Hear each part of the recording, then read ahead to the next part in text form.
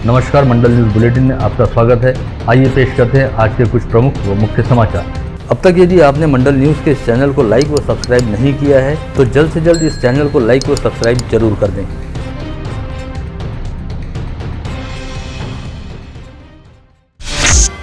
Bank की ATM machine को बिगाड़कर पैसे निकालने के बाद भी बैंक व्यवहार विफल होने की बात दर्शाकर बैंक को 7,55,000 रुपए का चूना लगाने वाले अंतर्राज्यीय गिरोह के 4 सदस्यों को वाशिम के अपराध शाखा के दल ने गिरफ्तार करने में सफलता प्राप्त की है। यह आरोपी उत्तर प्रदेश और हिमाचल प्रदेश के बताए जाते हैं। एलसीबी निरीक्षक सोमनाथ जाधव ने बताया कि वाशिम शहर थाने में दर्ज शिकायत के मुताबिक दी वाशिम अर्बन कोऑपरेटिव बैंक के अकोला, वाशिम, अमरावती, मानोरा व रिसोड में स्थित एटीएम मशीन से पैसे निकालते समय जब पैसे बाहर आने की प्रक्रिया शुरू रहती है तब 2 उंगलियां डिस्पेंसिंग शटर में रखकर उन उंगलियों की सहायता से वितरण यंत्रणा की रोल सील को भीतर ढकेलकर मशीन में खराबी कर दी जाती थी, जिससे पैसे निकालने के बाद बैंक का व्यवहार विफल दर्शाकर 7,55,000 रुपए निकाले गए थे। इस प्रकरण में कोई भी सबूत न रहने से पुलिस ने तकनीकी प्रणाली से जांच करते हुए 10 विविध बैंक खातों से जुड़े 19 एटीएम कार्ड की जांच की।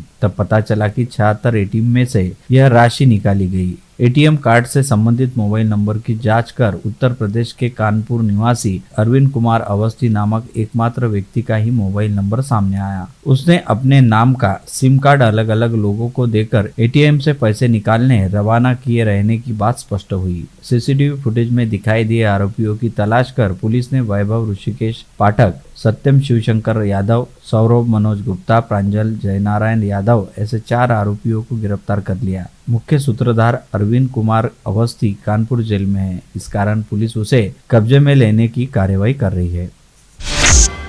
शहर के प्रभात चौक स्थित राजेंद्र लॉज की इमारत ढहने के मामले में फरार चल रहे मनपा के अभियंता सुहास चौहान और अजय विंसुरकर की अग्रिम जमानत याचिका स्थानीय जिला सत्र न्यायालय द्वारा खारिज किए जाने के बाद अब इन दोनों मनपा अधिकारियों ने हाईकोर्ट में गुहार लगाने का निर्णय लिया है। सोमवार 9 जनवरी को उनके द्वारा हाईकोर्ट में याचिका दायर की जा सकती है। उल्लेखनीय है कि इस मामले में स्थानीय जिला व सत्र न्यायाधीश पीजे मोडक की अदालत में 30 दिसंबर को राजेंद्र लॉज की इमारत ढह जाने के कारण पूछताछ के लिए पुलिस द्वारा तलब किए जाने के बाद फरार इन दोनों अभियंताओं ने जमानत पूर्व याचिका दायर की थी। यह अतिरिक्त सरकारी वकील एडवोकेट सुनीता गोडेस्वार ने इस मामले में सफल पैरवी करते हुए दोनों की जमानत पूर्व याचिका खारिज करने की मांग की थी। दोनों पक्षों की दलीलें सुनने के बाद अदालत ने यह याचिका खारिज कर दी।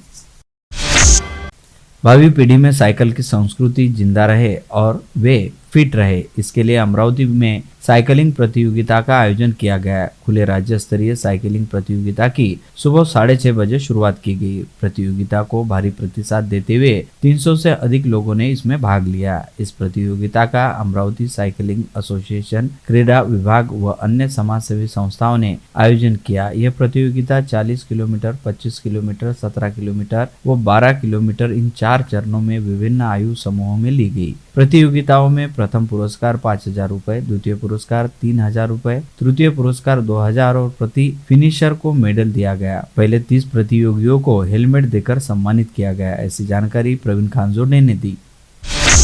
धारनी तहसील के टिटम्बा गांव में मोती माता महायात्रा महोत्सव का आयोजन किया गया। इस यात्रा में सांसद नवनीत राणा की लड्डू तुला की गई।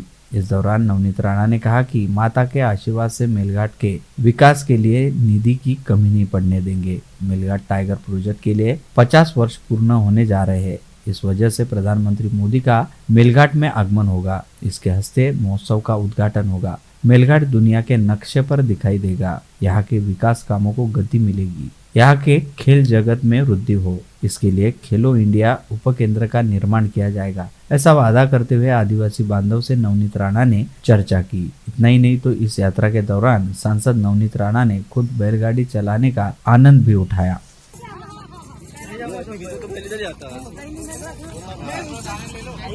थोड़ा ऊपर ले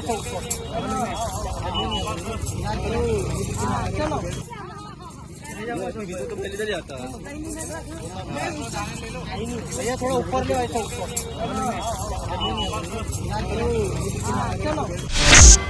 स्कूल में पढ़ाने वाले शिक्षक अब पढ़ाई के साथ स्कूल के परिसर में खेत फसल के लिए प्रोत्साहन देंगे। स्कूल परिसर में परस बाग तैयार कर सब्जी तरकारी का शालेय पोषण आहार में उपयोग किया जाएगा। इस उद्देश्य से राज्य भर में स्कूल के लिए परस बाग प्रतियोगिता की घोषणा की गई। केंद्र शासन ने पोषण आहार योजना को अब प्रधानमंत्री पोषण शक्ति निर्माण ऐसा नाम दिया है, जिससे विद्यार्थियों के पोषण आहार में स्कूल प्रांगण में लगने वाली सब्जियों का उपयोग किया जाएगा। जनवरी के दूसरे सप्ताह में यह प्रतियोगिता शुरू होगी, जिसमें गुरुजियों को 10,000 रुपए तक पुरस्कार दिया जाएगा। ऐसा शासन की ओर से पत्र जारी किया गया। राइट टू एजुकेशन के अनुसार आर्थिक दृष्टि से कमजोर लोगों को अच्छी शिक्षा मिले, इसे लेकर शासन का प्रयास शुरू है। मनपा स्कूल का दर्जा भी सुधारना जरूरी है। दिल्ली के सरकारी स्कूलों की तर्ज पर अमरावती के मनपा स्कूलों में भी नए उपक्रम, भौतिक सुविधा व अंग्रेजी माध्यम की अत्याधुनिक शिक्षा मिल रही है। इस पढ़ाई से दूर जाने वाले लोग अब शिक्षा के प्रवाह में आ रहे हैं। विद्यार्थियों को शिक्षित बनाने का बीड़ा उठाया गया है, ऐसा प्रतिपादन विधि मंडल समन्वयक संजय खोड़के ने व्यक्त किया। नागपुर गेट परिसर स्थित मनपा हिंदी कन्या व माध्यमिक विद्यालय में आयोजित सावित्री ज्योति उत्सव कार्यक्रम में वे बोल रहे थे। इस समय सभी मान्यवर उपस्थित थे। शहर के विद्यापीठ, तपोवन परिसर, वेलकम पॉइंट आदि क्षेत्रों में तेंदुए का आगमन शुरू है, जिससे लोगों में काफी दहशत फैली हुई है। 2 दिन पूर्व ही वेलकम पॉइंट के पास कई लोगों ने तेंदुए के दर्शन किए। इसके बाद शुक्रवार को बिच्छू टेकड़ी परिसर में अलाव सेकते समय कुछ युवकों ने तेंदुए के शिकार का लाइव मंजर देखा। विद्यापीठ मार्ग के महाविश कार्यालय परिसर में शाम 5 बजे कुत्ते के पिल्ले का झपट्टा मारकर तेंदुए ने शिकार कर लिया। यह घटनाक्रम सीसीटीवी कैमरे में भी कैद हुआ है, जिससे परिसर में दहशत का वातावरण निर्माण हुआ है। तेंदुए ने खेत में रात के समय बांध कर रखी गाय का शिकार कर लिया। यह घटना बीते शुक्रवार की रात उत्खेट पार्टी में घटी। गाय को बचाने के लिए दौड़े 2 किसान भाइयों पर तेंदुए ने हमले का प्रयास किया, परंतु किसान राजू ठाकरे व दीपक ठाकरे, ये दोनों भाई वक्त रहते वहां से भाग निकले, जिससे बड़ा अनर्थ टला। इस घटना से किसानों में भय का वातावरण निर्माण हुआ है। पश्चिमी चक्रवाती हवा और बदरीला वातावरण आसमान से साफ होने के कारण कल से अमरावती, बुल्ढाना, वाशिम, यवतमाल, नागपुर जिले में रहने वाली मध्यम ठंड अब काफी बढ़ने लगी है। तापमान 9 डिग्री सेल्सियस के नीचे ढुलकने की संभावना है, जिसके कारण संतरा उत्पादक किसान बागान में अलाव जला कर रहे, दवाओं का सेवन करते रहे। तुअर, चने की फसल को भारी नुकसान होने की संभावना है। इसके लिए उचित उपाय योजना करें। स्वास्थ्य पर काफी विपरीत परिणाम हो सकता है, इस बात का विशेष ध्यान रखें। ऐसा अनुमान अमरावती कृषि विद्यापीठ के मौसम विभाग तज्ञ प्राध्यापक अनिल बंड ने व्यक्त किया। पुलिस अधीक्षक अविनाश बारगल के मार्गदर्शन में अमरावती ग्रामीण पुलिस दल में पुलिस भर्ती की प्रक्रिया जोग स्टेडियम में ली गई। चालक पुलिस कर्मचारी पद के लिए चयन प्रतियोगिता के दौरान शारीरिक जांच ली गई। इसमें प्राप्त गुणांक के आधार पर 503 प्रत्याशियों का चयन किया गया। चुने गए प्रत्याशियों के लिए संबंधित वेबसाइट पर जानकारी उपलब्ध कराई है। वे अपना नाम जांचने के लिए उनकी रीजनल ड्राइविंग ट्रेनिंग सेंटर, ग्राम परसोडा, मार्डी रोड पर 9 से 13 जनवरी के बीच वाहन चलाने की जांच की जाएगी। ऐसी जानकारी ग्रामीण अपराध शाखा पुलिस दल के निरीक्षक तपन कोल्ले ने जारी पत्र के माध्यम से दी। गाड़गनगर पुलिस थाना क्षेत्र में रहने वाली एक महिला ने पुलिस थाने में दी शिकायत में बताया कि आरोपी अक्षय मोरे, सूरज चौहान और बुंदी नामक आरोपी के साथ 10 से 12 आरोपी उनके घर पर आए और गालियां देते हुए बेटे को जान से मारने की धमकी दी। इतना ही नहीं तो महिला, उसके बेटे व पति को भी जमकर पीटा। सभी आरोपियों के हाथ में तलवार और चाकू थे। इस शिकायत पर पुलिस ने सभी आरोपियों के खिलाफ अपराध दर्ज कर तलाश शुरू की है। शहर की आपराधिक गतिविधियों पर रोक लगाने के लिए पुलिस आयुक्त नवीन चंद्र रेड्डी के निर्देश पर अवैध धंधे वालों के खिलाफ अभियान चलाया जा रहा है। इस अभियान के तहत फ्रेजरपुरा थाना क्षेत्र में पुलिस के दल ने 2 जुआ अड्डों पर छापा मारकर 11 जुआरियों को रंगे हाथ पकड़ लिया, जबकि इस कार्यवाही के दौरान चाकू लेकर दहशत मचा रहे भावेश मद्रे को गिरफ्तार कर लिया। प्रसार माध्यम लोकतंत्र का चौथा आधार स्तंभ है। पत्रकारिता करते समय पत्रकार हमेशा समाज हित को प्राथमिकता देते हैं। इसी कार्य को जारी करने का आह्वान वरिष्ठ पत्रकार नंदकिशोर वैद्य ने किया। वे वाशिम के पत्रकार भवन में शुक्रवार को आयोजित पत्रकार दिन कार्यक्रम की अध्यक्षता करते हुए वे बोल रहे थे। कार्यक्रम में जिले के पत्रकार बड़ी संख्या में उपस्थित थे। शुरुआत में पत्रकारिता के जनक बाल शास्त्री जाम्बेकर की प्रतिमा का पूजन व दीप प्रज्वलन कर उनका अभिवादन किया गया। अन्य अतिथियों ने भी इस अवसर पर अपने समयोचित विचार प्रकट किए। प्रास्ताविक राम धनगर ने संचालन प्राध्यापक गजानन वाघ ने तथा आभार प्रदर्शन पंकज गाडेकर ने किया।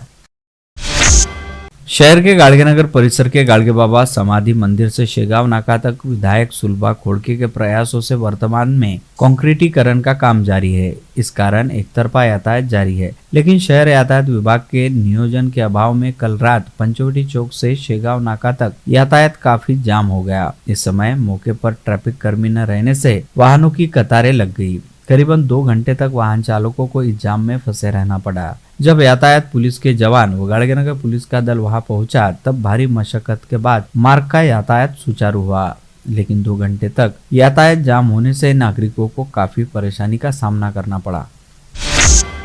दरियापुर थाना क्षेत्र के एक 5 वर्षीय बालिका का शारीरिक शोषण करने का मामला प्रकाश में आया। पुलिस ने मामला सामने आने के बाद आरोपी चिंटा उर्फ प्रज्वल हिवराले को शनिवार की देर रात गिरफ्तार कर लिया। मामले की जांच सहायक निरीक्षक किरण ओटे आगे कर रहे हैं।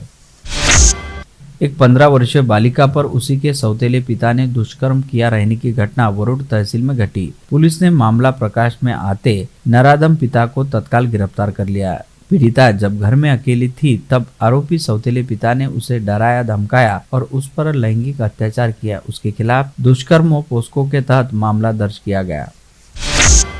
जिले के मावली जहागीर थाना क्षेत्र के यावली डबरगांव मार्ग पर शनिवार को मॉर्निंग वॉक कर रहे यावली ग्राम निवासी गजानन पंजाबराव थोरात नामक व्यक्ति को दुपहिया चालक सचिन रमेश इंगोले नामक युवक ने अपनी गाड़ी तेज रफ्तार से लापरवाही से चलाते हुए टक्कर मारकर गंभीर रूप से घायल कर दिया। जख्मी को शहर के निजी अस्पताल में भर्ती कराया गया, जहां उसकी हालत नाजुक रहने से साउंगी मेगा अस्पताल रेफर किया गया, जहां उपचार के दौरान उसकी मौत हो गई। पुलिस ने मृतक के बड़े भाई विजय थोरात की शिकायत पर आरोपी वाहन चालक के खिलाफ मामला दर्ज किया।